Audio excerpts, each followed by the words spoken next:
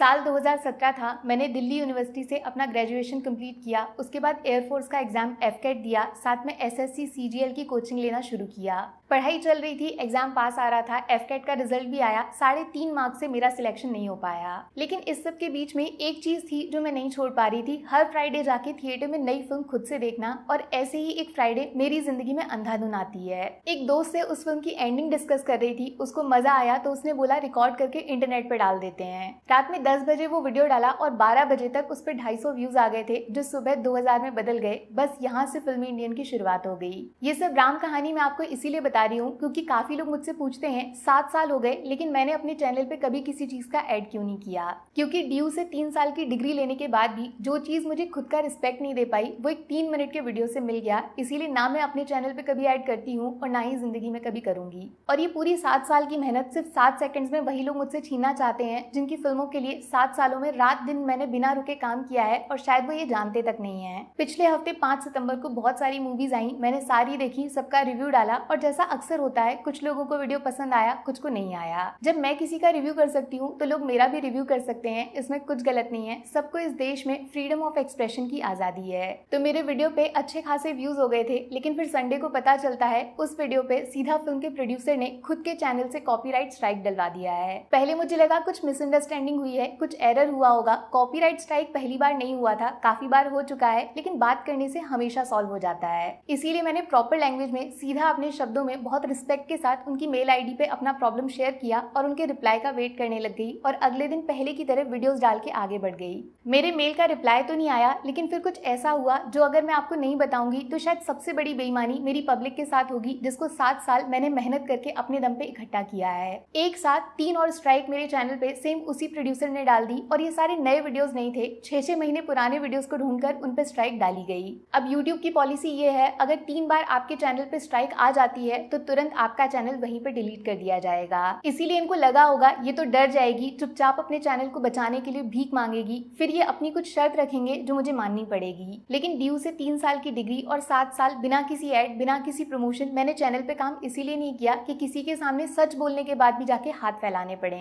अब मैं आपके सामने एक्सपोज करूंगी ये पूरा रैकेट कैसे चलाया जाता है। बहुत सालों पहले न्यूज़पेपर में नई फिल्मों के रिव्यूज आते थे, फिर उनको खरीद लिया गया। फिर सोशल मीडिया आया तो ऑनलाइन लिखकर रिव्यूज डाले जाने लगे। आप यकीन नहीं करोगे, बिना फिल्म रिलीज हुए इनको पहले ही रिव्यूज लिख के दिए जाते थे, ये वही डाल देते थे। लेकिन फिर जैसे ही यूट्यूब पर नॉर्मल लोग अपना चैनल बना के फिल्मों के बारे में बोलने लग गए, पहले इनको लगा क्या ही फर्क पड़ेगा, कौन इन लोगों पे ध्यान देगा। लेकिन जैसे ही ये फिल्म रिव्यू कैटेगरी बड़ी हो गई तो इनको टेंशन होने लगा, इनको कंट्रोल कैसे करेंगे, ये कोई मुंबई में बैठे हुए दोस्त रिश्तेदार तो है नहीं। तब इन्होंने क्रिएटर्स को कांटेक्ट करना शुरू किया, कुछ पैसों से मान गए तो कुछ को एक्टर्स के इंटरव्यू का लालच देकर उनको खुद से जोड़ लिया।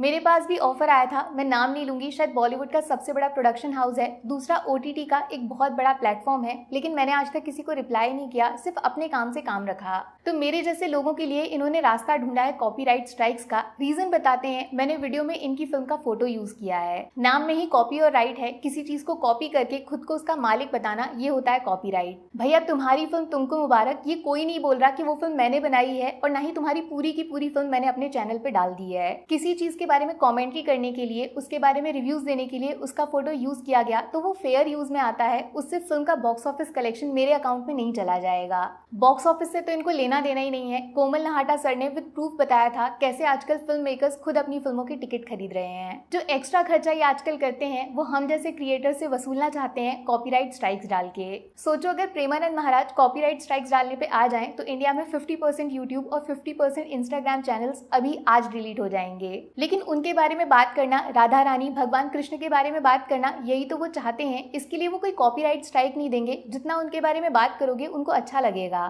फिल्म क्रिएटर्स का भी यही काम है, वो फिल्मों के बारे में बात करते हैं। ये उनके लिए भगवान जैसा है, उनका करियर है, रोजी रोटी है। कोई ईमानदारी से काम करेगा तो उस पर स्ट्राइक डाल दोगे। अगर टारगेट करना ही है तो पायरेसी वेबसाइट्स को जाके करो ना, वो तो बिना डरे पूरी की पूरी फिल्म थिएटर से रिकॉर्ड करके इंटरनेट पे फैला देते हैं, उनको क्यों नहीं मिलती कॉपीराइट स्ट्राइक। और ज्यादा शिकायत है आपको, मैंने आपके फोटोज यूज किए तो ऑप्शन होता है है क्लेम डालने का, उससे उस वीडियो से जितना रेवेन्यू आएगा वो पूरा का पूरा उस चैनल को चला जाएगा।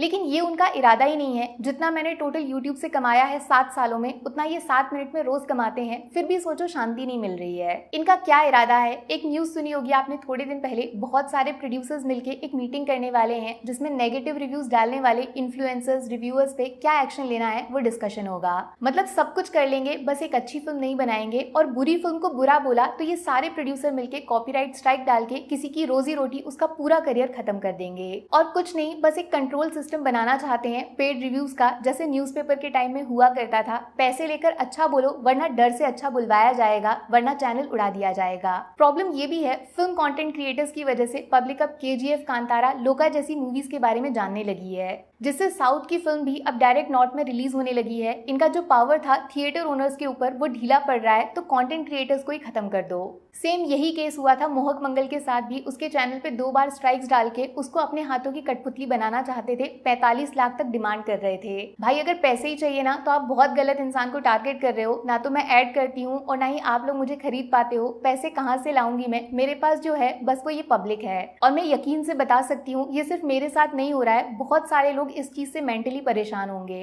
सोचो बड़े चैनल्स पे ये सब खुलेआम कर सकते हैं तो छोटे क्रिएटर्स को कितना टॉर्चर करते होंगे। अब बस बहुत हुआ, डरना नहीं है। जैसे मोहक ने ये मेल लिखा था, मैं भी same to same prime minister of India Narendra Modi और minister of information and broadcasting Ashwini Vaishnaw को लिखने जा रही हूँ freedom of speech plus power का मिसयूज करने के लिए। तो नीचे दोनों की मेल आईडी शेयर कर दूंगी। अगर आपको भी किसी ने इसी तरह डराया धमकाया है तो सारे मेल्स, जो भी मैसेजेस आए हैं, कोई कॉल रिकॉर्डिंग है, सब कुछ इकट्ठा कर लो, सब बता देना।